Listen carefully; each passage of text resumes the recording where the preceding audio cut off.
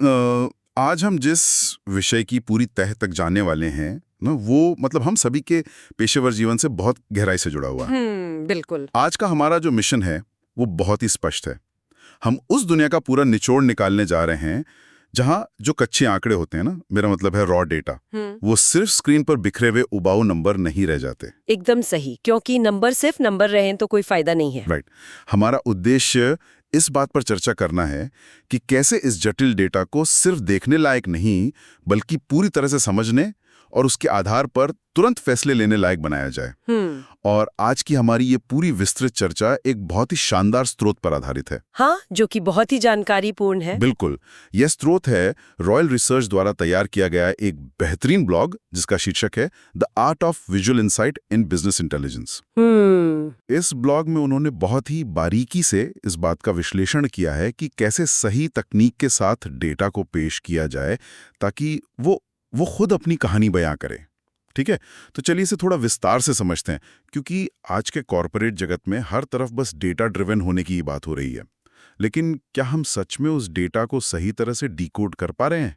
ये एक बहुत ही प्रासंगिक बात है।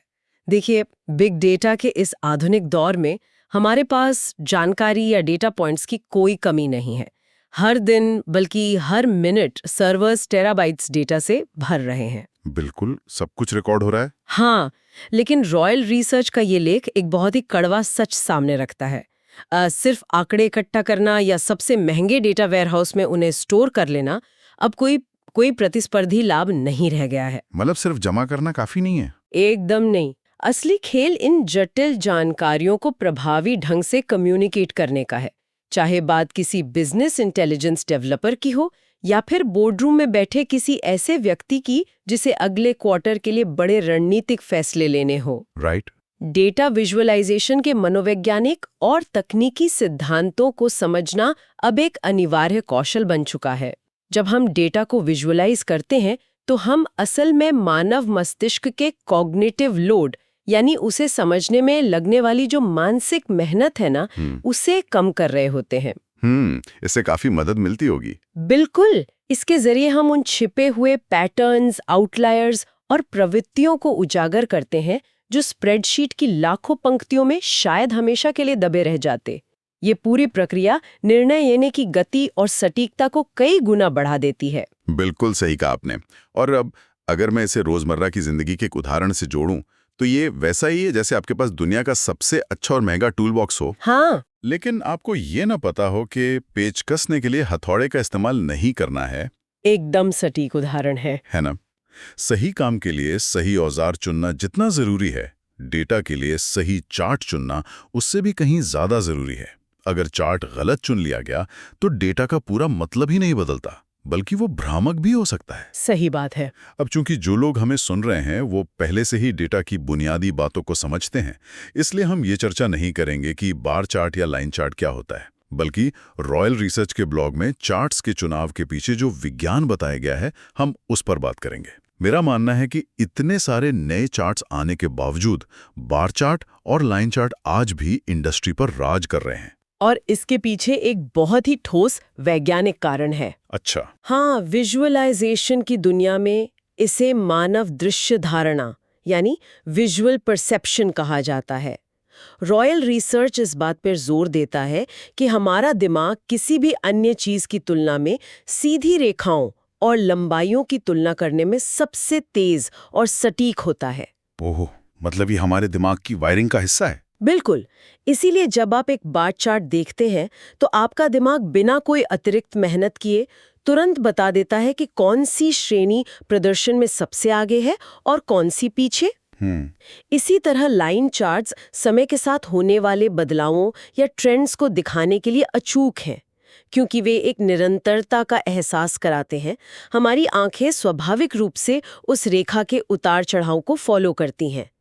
ये डेटा को प्रोसेस करने का सबसे घर्षण रहित या फ्रिक्शनलेस तरीका है। ये दिलचस्प है कि जो चीज सबसे सरल दिखती है वही मनोवैज्ञानिक रूप से सबसे शक्तिशाली है। लेकिन जब हम चार्ट्स की बात कर रहे हैं तो मुझे अपनी एक पुरानी गलती याद आ रही है। क्या हुआ था? मैंने एक बार अपनी एक बहुत ही महत्वपूर्ण बोर्ड मीटिंग में एक 3D पाई चार्ट बना दिया था। उसमें मैंने इतने सारे स्लाइस डाल दिए थे और उन्हें ऐसे अलग अलग कर दिया था जैसे कोई पिज्ज़ा फट गया हो। अरे बाप रे। मुझे लगा मैं बहुत क्रिएटिव हो रहा हूँ और डैशबोर्ड बहुत आकर्षक लगेगा, लेकिन सच कहूँ तो मीटिंग में किसी को कुछ समझ ही नहीं आया। सब बस उन टुकड़ों को घूर रहे थे। ये एक बहुत ही आम बात है और रॉयल रिसर्च के ब्लॉग में इस पे एक बहुत ही स्पष्ट और सख्त चेतावनी दी गई है। पाई चार्ट्स देखने में जरूर अच्छे लगते हैं, लेकिन मानव मस्तिष्क कोणों यानी एंगल्स और दो आयामी क्षेत्रों की तुलना करने में बहुत ही कमजोर होता है। तो मतलब वो मेरी गलती थी ही नहीं? एक तरह से हाँ। जब आप एक पाई चार्ट में 4 या 5 से ज्यादा हिस्से डाल देते हैं, या जब दो हिस्सों के बीच का अंतर बहुत मामूली होता है, जैसे मान लीजिए 22% और 24%। हाँ, वो तो लगभग बराबर ही दिखेंगे। बिल्कुल। बिना लेबल्स पढ़े सिर्फ चार्ट देखकर उनके बीच का अंतर बता पाना लगभग असंभव हो जाता है। और अगर आप उसमें 3D इफेक्ट भी जोड़ दें, तब को परिप्रेक्ष्य पूरी तरह से बिगड़ जाता है।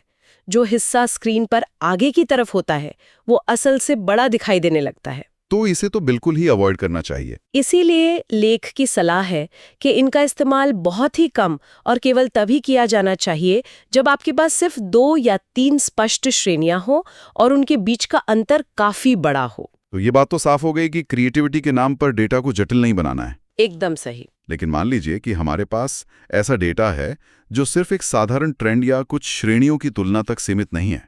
आज के समय में मार्केटिंग एनालिटिक्स या सप्लाई चेन का डेटा बहुत बहुआयामी होता है। इन जटिल स्थितियों के लिए हमें एडवांस चार्ट्स की ओर जाना पड़ता है। बिल्कुल जाना पड़ता है। तो रॉयल रिसर्च ने स्कैटर प्लॉट और हिस्टोग्राम का भी जिक्र किया है ना? हाँ, जब हम बुनियादी तुलनाओं से आगे बढ़ते हैं तो हमें चरों या वेरिएबल्स के बीच के संबंधों को खोजना होता है। यहीं पर स्कैटर प्लॉट्स का इस्तेमाल होता है। ये चार्ट ये देखने के लिए बेहतरीन है कि क्या एक चीज के बदलने पर दूसरी चीज पर कोई असर पड़ रहा है, मतलब उनके बीच कोई सहसंबंध या कोरिलेशन है या नहीं। बिल्कुल। उदाहरण के लिए विज्ञापन पर खर्च किए गए बजट और वेबसाइट पर आने वाले ट्रैफिक के बीच का संबंध। स्कैटर प्लॉट में हम आउटलायर्स को तुरंत पहचान सकते हैं। और हिस्टोग्राम कैसे काम करता है?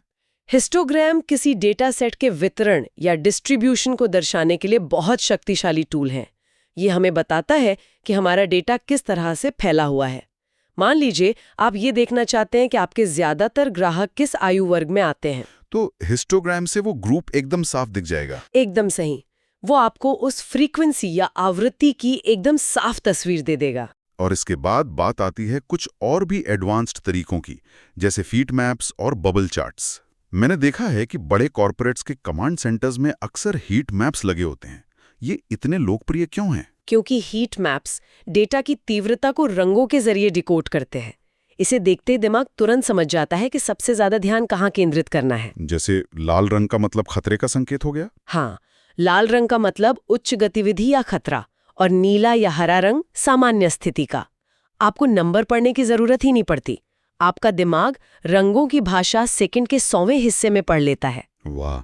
और बबल चार्ट्स? वहीं दूसरी ओर बबल चार्ट्स स्कैटर प्लॉट को एक कदम और आगे ले जाते हैं।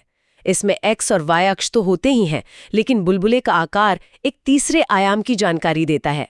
यानी आप एक ही चार्ट में 3 अलग-अलग प्रकार के मैट्रिक्स एक साथ देख सकते हैं। ये तो बहुत ही काम की चीज है। और अगर हम प्रोजेक्ट मैनेजमेंट की बात करें तो गैंट चार्ट्स किसी भी जटिल प्रोजेक्ट की समय सीमा और कार्यों की निर्भरता को ट्रैक करने का सबसे मानक तरीका है। यहाँ बात सच में बहुत दिलचस्प हो जाती है, क्योंकि हम देख रहे हैं कि हमारे पास विकल्पों की कोई कमी नहीं है। लेकिन एक बात जो मुझे खटकती है वो ये है कि जब हमारे पास टूल्स में इतने सारे विकल्प आ जाते हैं तो लोग अपनी स्क्रीन पर सब कुछ एक ही जगह ठोसने की कोशिश करते हैं। हाँ, ये टेंडेंसी बहुत होती है। ढेर सारे रंग, हर डेटा पॉइंट पर एक लेबल, भारी भरकम ग्रिड लाइंस। क्या इन सब क्लटर को हटा देने से हमारा डैशबोर्ड एकदम सादा और शायद अधिकारियों के लिए थोड़ा उबाऊ नहीं हो जाएगा? अक्सर उच्च अधिकारी तो वही डैशबोर्ड पसंद करते हैं जो दिखने में बहुत चमकीला हो। ये एक बहुत ही जायज चिंता है, लेकिन यहीं पर डेटा इंक रेशियो का सिद्धांत काम आता है। विजुअलाइजेशन की दुनिया के मशहूर विशेषज्ञ एडवर्ड टफ्टे ने यह सिद्धांत दिया था, जिसका रॉयल रिसर्च के लेख में विशेष रूप से उल्लेख है। तो ये सिद्धांत असल में कहता क्या है? इस सिद्धांत का मूल विचार यह है कि आपके चार्ट में मौजूद हर एक पिक्सल या स्याही की बूंद का कोई ना कोई मतलब होना चाहिए, जो पिक्सल डेटा नहीं दिखा रहे हैं, जैसे कि भारी बॉर्डर, चार्ट के पीछे का ग्रे बैकग्राउंड या गहरे रंग की ग्रिड लाइंस, वे सब बेवजह की भीड़ बढ़ाते हैं। बिल्कुल, वो विजुअल नॉइज पैदा करते हैं। रही बात उबाऊ होने की, तो सादगी का मतलब उबाऊ होना नहीं है, बल्कि उसका मतलब स्पष्टता है। जब आप गैर जरूरी सजावट हटा देते हैं तो डेटा खुद ब खुद चमकने लगता है। ये नजरिया तो बिल्कुल अलग है। अधिकारियों के पास समय बहुत कम होता है। वे 3D ग्राफिक्स से प्रभावित नहीं होते। वे इस बात से प्रभावित होते हैं कि उन्हें 5 सेकंड के अंदर इनसाइट्स मिल गए या नहीं। यानी बात साफ है कि हमें शोर मचाने वाले डिजाइन से बचना है। इस क्लटर को हटाने के लिए रॉयल रिसर्च ने कुछ बहुत ही बेहतरीन और व्यावहारिक तरीके बताए। जैसे रंगों का रणनीतिक उपयोग। हाँ, वो बहुत जरूरी है। कई बार लोग सिर्फ चार्ट को रंग बिरंगा बनाने के लिए हर बार को एक अलग रंग दे देते हैं, जबकि वे सभी बार एक ही मैट्रिक को दर्शा रहे होते हैं। इससे देखने वाले का दिमाग बिना किसी कारण के हर रंग का मतलब खोजने लगता है। एकदम सही। रंगों का उपयोग जानकारी देने के लिए किया जाना चाहिए, न कि सिर्फ सजावट के लिए। अगर आप बिक्री का डेटा दिखा रहे हैं तो पूरा चार्ट एक ही रंग, मान लीजिए नीले के अलग अलग शेड्स में हो सकता है। और जो हाईलाइट करना हो उसे बदल दें। बिल्कुल, और सिर्फ उस महीने को लाल या नारंगी रंग से हाईलाइट किया जा सकता है जहां बिक्री लक्ष्य से कम रही हो। इससे दर्शक की नज़र सीधे उसी हिस्से पर जाएगी जो महत्वपूर्ण है। ये बहुत ही प्रभावी तरीका है। इसके अलावा ग्रिड लाइंस को जितना हो सके उतना हल्का रखना चाहिए या पूरी तरह से हटा देना चाहिए। लेबल्स को सीधा और स्पष्ट रखना चाहिए। अगर आपने हर बार के ऊपर नंबर लिख दिया है तो फिर वाई एक्स की कोई जरूरत नहीं रह जाती। हाँ, क्योंकि एक ही जानकारी को 2 बार देने से सिर्फ कॉग्निटिव लोड ही बढ़ता है। और ये सारी मेहनत, ये क्लटर हटाना, सही चार्ट चुनना, ये सब सिर्फ एक सुंदर डैशबोर्ड बनाने के लिए नहीं किया जाता। इसका असली उद्देश्य एक कहानी सुनाना है। बिल्कुल। डेटा विजुअलाइजेशन का अंतिम लक्ष्य इनसाइट्स को इस तरह से कम्युनिकेट करना है कि सामने वाला व्यक्ति उस पर कोई एक्शन ले सके। सबसे आकर्षक बात यह है कि डेटा सिर्फ बेजान आंकड़े नहीं है। रॉयल रिसर्च के अनुसार हर प्रभावी विजुअलाइजेशन के पीछे एक मजबूत नैरेटिव या कहानी होती है, और किसी भी कहानी का सबसे महत्वपूर्ण हिस्सा होता है उसका संदर्भ। संदर्भ यानी कॉन्टेक्स्ट। जी, अगर आप संदर्भ नहीं देते तो आप अनजाने में लोगों को गलत दिशा में ले जा सकते हैं। कल्पना कीजिए, एक चार्ट दिखाता है कि इस महीने हमारी कंपनी की बिक्री 20% बढ़ गई। रेखा बहुत तेजी से ऊपर जा रही है। तो ये तो एक बड़ी सफलता लग रही है। देखने में लग सकती है, लेकिन अगर संदर्भ ये है कि उसी दौरान पूरे बाजार या इंडस्ट्री की ग्रोथ 50% रही है, तो असल में कंपनी ने बाजार में अपना हिस्सा खो दिया है। बिना संदर्भ के वो पहला चार्ट पूरी तरह से भ्रामक था। ओहो, ये एक बहुत ही जबरदस्त उदाहरण है। बिना बैकग्राउंड जानकारी के डेटा सच में एक खतरनाक हथियार बन सकता है। संदर्भ सेट करने में सटीक शीर्षक और कैप्शन भी बहुत बड़ी भूमिका निभाते होंगे। बहुत बड़ी। शीर्षक सिर्फ ये नहीं होना चाहिए कि Q3 सेल्स डेटा, बल्कि शीर्षक ऐसा होना चाहिए जो निष्कर्ष को बताए। जैसे Q3 में मार्केटिंग बजट बढ़ने के बावजूद उत्तरी क्षेत्र में बिक्री स्थिर रही। इससे देखने वाले को तुरंत पता चल जाता है कि चार्ट में उसे क्या खोजना है। लेकिन यहाँ एक और चुनौती आती है। कहानी सुनाने का तरीका इस बात पर भी निर्भर करता है कि वो कहानी सुन कौन रहा है। बिल्कुल। डेटा को दर्शकों की विशेषज्ञता और उनकी भूमिका के हिसाब से ढालना, जिसे हम टेलरिंग कहते हैं, डेटा स्टोरी टेलिंग का एक बहुत बड़ा हिस्सा है। एक ही डैशबोर्ड हर किसी के लिए काम नहीं कर सकता। हाँ, ये तो है। जब आप किसी कंपनी के CEO या उच्च अधिकारियों के सामने प्रेजेंटेशन दे रहे होते हैं तो उनका फोकस सिर्फ उच्च स्तरीय रणनीतिक जानकारी पर होता है। मतलब हाई लेवल स्ट्रेटेजिक इनसाइट्स। बिल्कुल। वे ये जानना चाहते हैं कि क्या हम लक्ष्य हासिल कर रहे हैं, सबसे बड़े जोखिम क्या है। इसके लिए आपको की परफॉर्मेंस इंडिकेटर्स को सबसे ऊपर रखना होता है।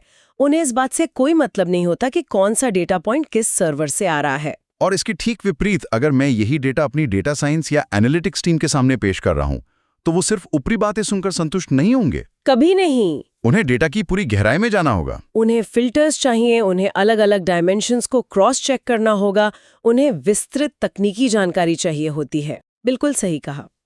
एनालिस्ट्स ये जानना चाहते हैं कि डेटा के पीछे का क्यों क्या है।